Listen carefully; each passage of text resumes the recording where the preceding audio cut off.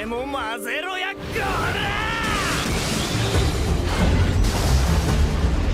You know what's coming, looking at the title, and I'm pretty sure you're pumped up to see my list of top 20 overpowered main characters. This list won't be ranking them because, quite frankly, it's an exercise in futility trying to rank some characters against each other. This is especially true when we reach the upper tiers. Oh, and obviously, spoilers abound, but I'll try to keep things not as blatant for those who still want to be surprised when watching said shows. And lastly, we're talking actual combat skills and arsenals here, so no super geniuses or the like.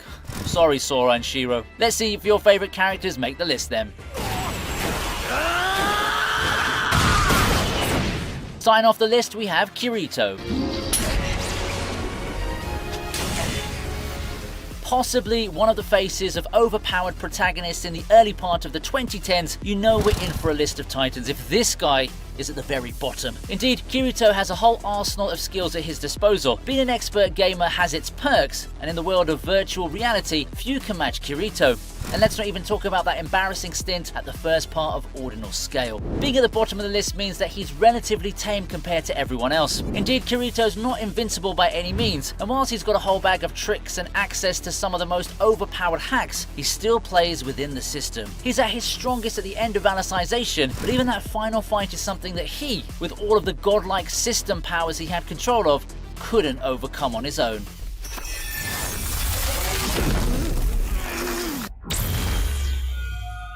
Now before we continue, let's take time to thank today's sponsor, Snowbreak Containment Zone. It combines a cool looking sci-fi world and setting with some exciting gameplay that will always keep you on the edge of your seats. I'm talking fast-paced action that puts a lot of focus on skill combos, your team composition, and challenging foes that require you to constantly adjust your plays on the fly. Given the sheer arsenal and the number of characters for you to use and tinker with, there's room for limitless possibilities. And if you've been here before in the pre-release, I've got some good news. The team's taken some of the feedback and added a lot of improvements since then, so you can join a much improved version of the game. Gameplay runs way smoother now, and a new cover system to help out against the more challenging bosses, creating a much more dynamic combat experience for both rookies and veterans of the genre to enjoy. Best of all, open beta testers get an SSR for free after completing the 5th chapter of the story. Not only that though, they also get this really cool sniper rifle and a Yao skin after a 14-day login event. Another cool thing is that this game supports cross-platform play, and that'll allow me to spend a lot of fun hours on end with my friends who usually play on a PC. Snowbreak Containment Zone seeks to combine a lot of what we love about anime. The sci-fi world, fast blitzing action, top tier waifu characters, and a lot of customization and design options. Download Snowbreak Containment Zone now and claim your free SSR character. Just use my gift code and follow the links in the description to take the plunge into the containment zones. We can't have a list of overpowered characters featuring Kirito without including his partner in crime, Tatsuya. I remember those days when Dengeki would keep promoting Sao and Mahoka together. It's not a surprise the company kept going with that pairing. The two shows aired quite close to each other and both starred a lead that's rather aloof and overpowered in their own universe. However, Tatsuya definitely trumps Kirito in terms of being overpowered. This is a guy who's done it all. Master strategist, genius engineer, and unmatched soldier. This is a guy who literally can look a sniper in the eye and win a shootout using his trusty handgun. A guy who can revive others, create and fire off the equivalent of a nuclear weapon from the comforts of a base, and even bring himself back from the dead. Mahoka is simply full of his exploits, and it's quite amazing how it's this kind of overpowered monster that's being underestimated. There's nothing that can stop a determined Tatsuya, and if you're one of the unfortunate souls thinking of harming his sister, you've just signed your death warrant.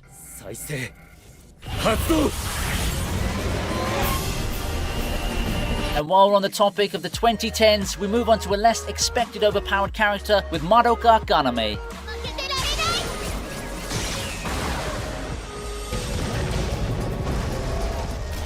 Back in those days, Madoka was really big. However, there's not a lot of people who had the pink protagonist as their undisputed favourite amongst the girls. I mean, that's to be expected, as for the majority of the story that we see, Madoka ends up being one of the most passive main characters in a show full of action girls. But once we get to the latter parts and the mysteries start getting resolved, there's no doubt that if there's a character that's crazy powerful in this show, it's Madoka. I think I've done enough spoiling as it is, so I implore you to watch this masterpiece of the 2010s. But if you have watched the show already, I'm sure you'll agree with me when I say that this cute, friendly girl is quite literally godlike in power. In terms of power scaling in the TV series, nothing can come close to Madoka. Beware the nice ones indeed. あなたは私が受け止めてあげるから。 Why not proceed with another product of the era? Accelerator's pretty cool, right?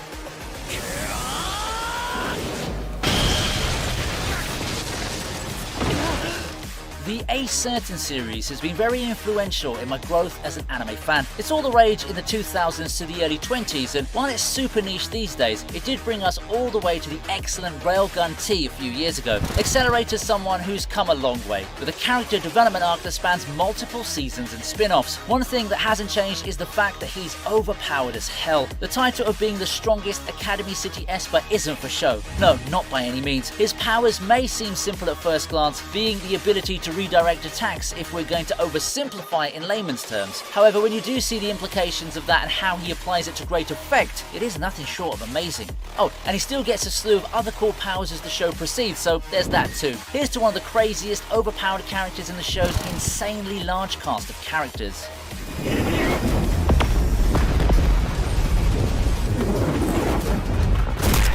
We can't talk about the 2010s light novels without mentioning one of the most popular ones from around that time. No Game, No Life. Oops, what I'm looking at for this entry is actually the predecessor, the far less popular Problem Children Are Coming from Another World, and its protagonist Izayoi.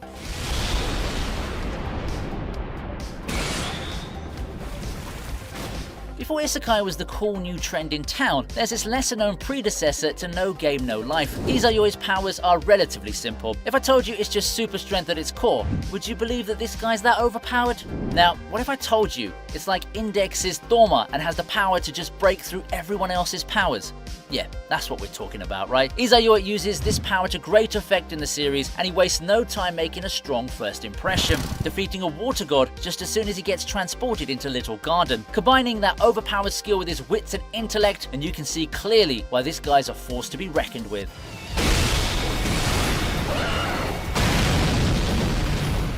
Jin Mori gets the honor of resuming the list.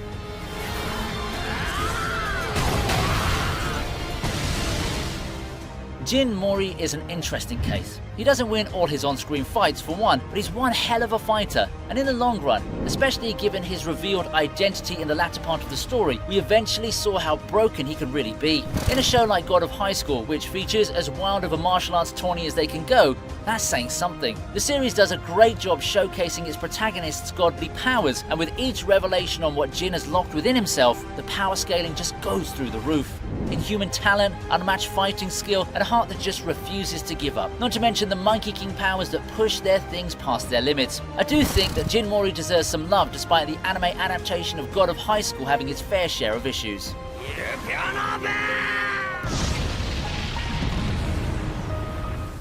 In a similar vein, let's talk MASH.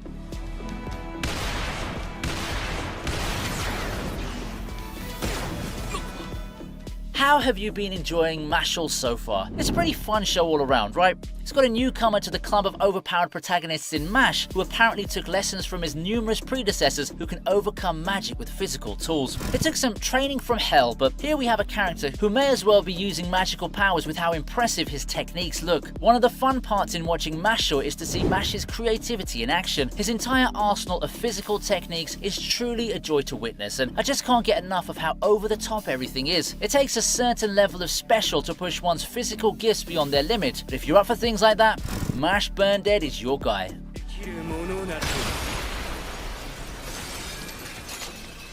What better follow-up to MASH than the man himself, Saitama? If we're talking where a character stands in the scaling of his own universe, I know that Saitama should be way further into the list. He's the epitome of overpowered, even in his world of superheroes and supervillains. I don't think anyone in the One Punch Man world can outdo him, who only needs one punch, literally, to defeat his enemies. However, I feel talking about Saitama's great follow-up to MASH due to the similar nature of their fighting styles and origins. Saitama's entire shtick is that he's the pinnacle of training from hell, and what happens when someone gets pushed beyond his limits. Or at least that's what we're made to believe in, that he attained everything through sheer training and putting himself through hell for a year. So watch out, Saitama on any ordinary day may seem goofy and listless. However, beyond that exterior lies the strongest hero in the universe.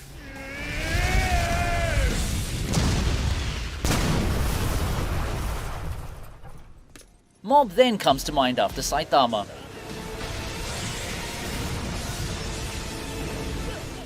Frankly speaking, it feels like a downgrade in power scaling going from Saitama to Mob, even if they're quite similar characters. Similar disposition with a similar heart for justice, and both are just as impressive in their own series. While Mob doesn't always defeat everyone in one hit, he's also pretty much one of the most powerful espers in the world of Mob Psycho, capable of turning into an engine of destruction at a moment's notice. You just have to push the wrong buttons, and that's something I highly advise against. Mob has repeatedly proven that he's just crazy overpowered in his own series, and few can challenge him when his ultimate form comes out. That's something that you have to witness for yourself. From unassuming and nice hero to a possible monster within, it's pretty cool how the same creator managed to take two characters with quite similar dispositions and make them so unique from each other.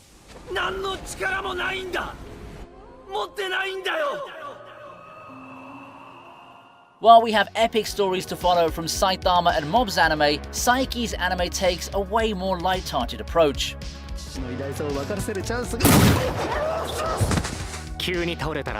Saiki is in a lot of ways very similar to Mob. Both have psychic powers and both have resolved to put these powers to good use. However, the way their anime are presented are completely different, and it takes a way more comedic turn for the disastrous life of Saiki K. Regardless, I think that going the route of comedy and parody is a pretty good way to present a character who's pretty much a god amongst mortals. While there are other characters with powers in the series, not a lot of them can hold a candle to Saiki in terms of power, or just the sheer arsenal. Seriously, Saiki's list of powers is insane and can put a number of isekai heroes to shame. Teleportation, shape-shifting, cloning, you name it. So if you're up to seeing our protagonist get put into compromising situations with those powers that he never wanted, Disastrous Life of Saiki K is a good title for some quick laughs.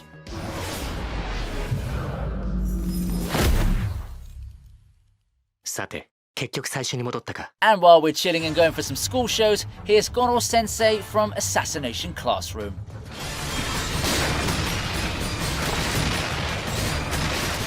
Assassination Classroom is a pretty simple show. In a nutshell, a group of students must work together in order to assassinate their teacher, some big octopus assassin, in order to save the world. Now, it's simple enough on paper, nigh impossible in practice though. I mean, Goro Sensei's as tough as it goes in the world of Assassination Classroom. Pretty much a character who's impossible to kill due to all the abilities and powers he possesses. Whatever plan you have in mind, you know for sure that Goro Sensei is gonna have a way out of it. You can't outspeed him, you can't outsmart him, and you sure as hell can't beat him in straight up fighting. So what's left? There's a reason even the resources and the power of the world's governments and the strongest foes with supernatural powers find themselves at their wits' end trying to tackle the Goro Sensei problem. And the journey to finish that insane task is what makes Assassination Classroom such a fun watch.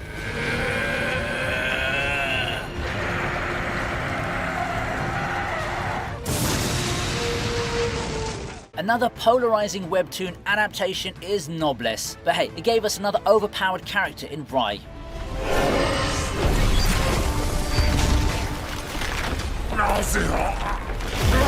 Not much needs to be said about Noblesse as an anime. It's not exactly a great adaptation, and coming months after God of High School, that's a bummer. Still, if there's one thing that the anime at least showcased, it's just how powerful the main character, Rai, is. Rai comes from a lineage of vampiric beings, but he's just a noble. He's the titular Noblesse, the strongest member of the entire race, serving as the protector, judge, and executioner for the group of powerful beings. As such, Rai didn't disappoint in his performance. Noblesse has a lot of instances where he flexes his power and asserts his will against all who oppose him. He's the kind of character whose mere mention can send others trembling in fear. If we ever get to see more Noblesse anime, I don't expect the status quo to ever change. He stands as the strongest being in the entire series, and we all better get used to that moving forward.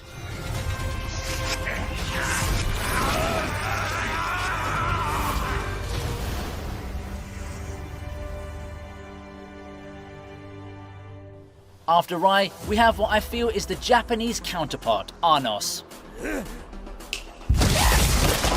It feels just right to have Arnos here, as his overall feel as a character feels super similar to Rai, Underworld Lord main characters who spent time immemorial in deep slumber, waking up to find a world completely different from the one they'd left behind. Now they enter a world full of mortals who are underneath them, simply outclassed in any way imaginable. Just like Rai, Arnos holds unimaginable power that makes him pretty much god amongst men. This is someone who literally tosses a castle like it was nothing, or can kill without even putting his hands on someone, only to revive them, just to repeat the process all over again. It's pretty crazy, and the only big difference is that Arnos does all of that while acting pretty smug himself. Then again, with how ahead he is in the competition, I don't see why Arnos wouldn't start to get arrogant. When you got power that great, it's good to be able to flex and bask in the moment.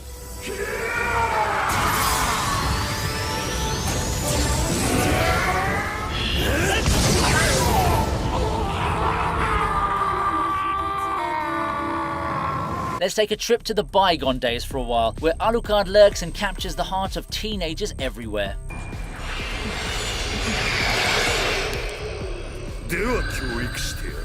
If we're going to sum up edgy in one character, no doubt Alucard's the poster child for it back in the 2000s. It just fits his character so much, being this hyper badass who doesn't pull punches, slaying supernatural threats left and right as one of the most coolest imaginable anti-heroes. There's so much about Alucard that encapsulates the rebel culture of the 2000s, and of course, he gets the lion's share of broken powers in the Hellsing universe. And one thing Alucard does so well is to make those powers look as intimidating as possible. Alucard's the type of character who really lets his opponents know they're just going to get destroyed and there's no way around it. He's cruel, he's merciless, and he makes it known that you're completely helpless against him. Just the embodiment of cool if you're one of those 2000s teens. 60年前から何一つ変わっていない痩せっぽちのガキださあおいでクソガキ A perennial favourite of anime fans from the old days in the 2010s is JoJo. It's got a lot of overpowered characters there, but I think it's time that we give Giorno some love.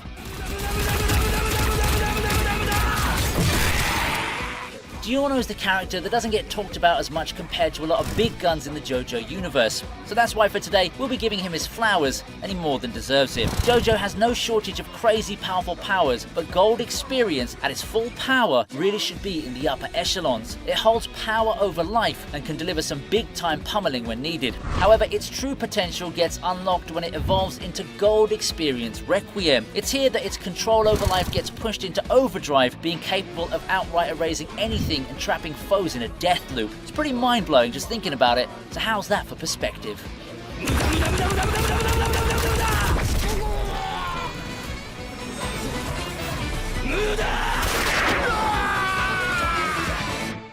You know it's coming. Overpowered character list. It's time to take a tour to Isekai World, and we start off with Hajime.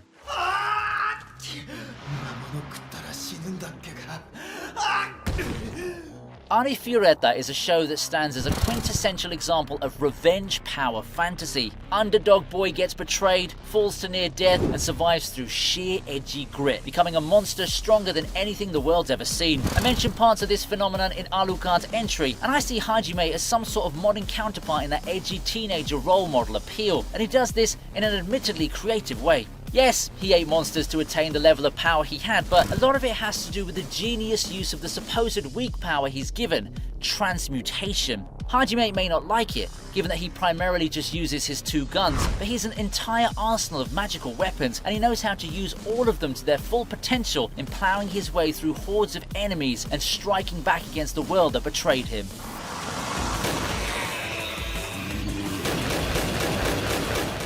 Moving on, we have the plucky slime Rimuru.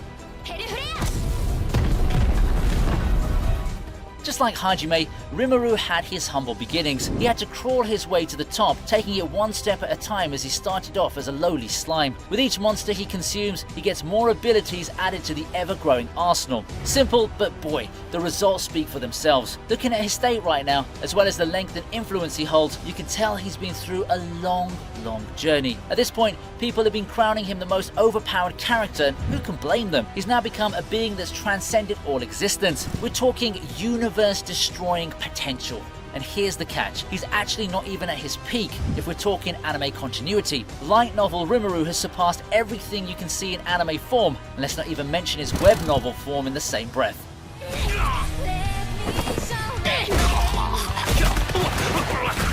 We cap off the isekai trip with Ainz.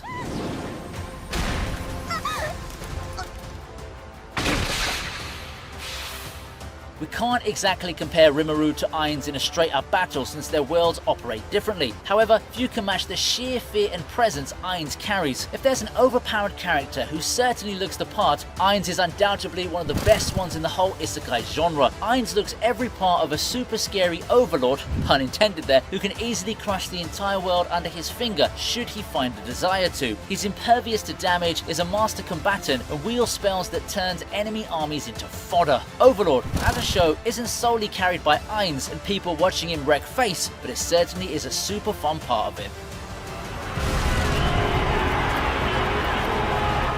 We approach the end of the list, and I'd like to feature Wang Ling.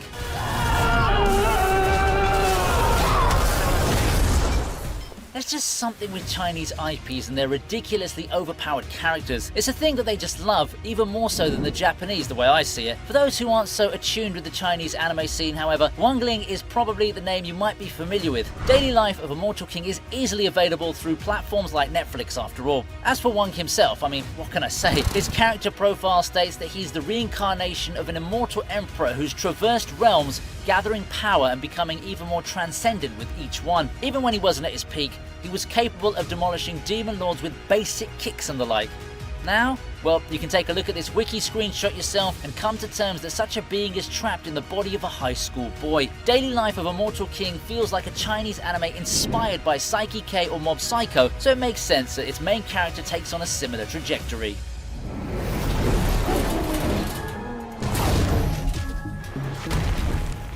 Last but not least, we have Goku.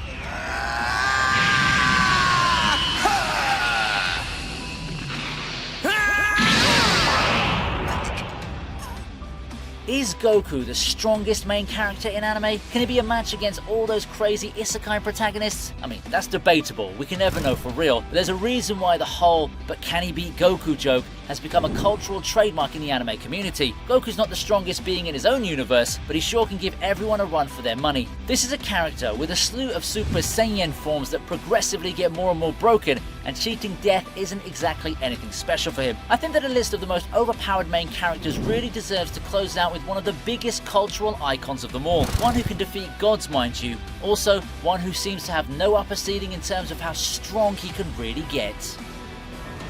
Oh, that was a handful, wasn't it? Now, I'd love to know which characters would make your version of this list. Who are your top 20 overpowered main characters? Tell me down in the comments section and go check the channel for more content if lists like this are to your liking. Don't forget to check out Snowbreak Containment Zone through the link in the description. It seeks to combine a lot of what we love about anime. This looks to be the next major hit in the mobile game world, and you better be there when it happens. Thank you for watching. I hope you enjoyed the video, and I'll be waiting for you in the next one. See ya.